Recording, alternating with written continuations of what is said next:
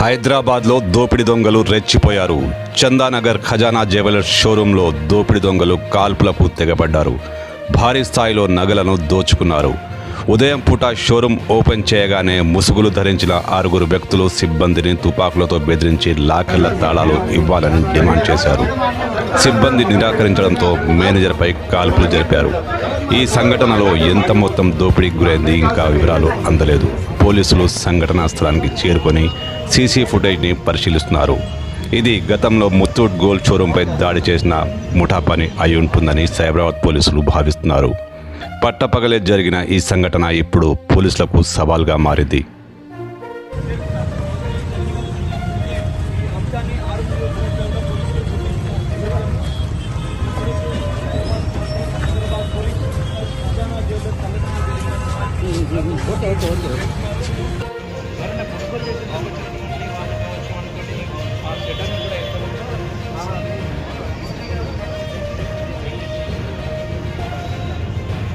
Double shirts ఉన్నాయి, ప్రతి ఒక్కరికి షూస్ ఉన్నాయి, చిన్న పిస్టల్ ఉంది ప్రతి ఒక్కరి దగ్గర.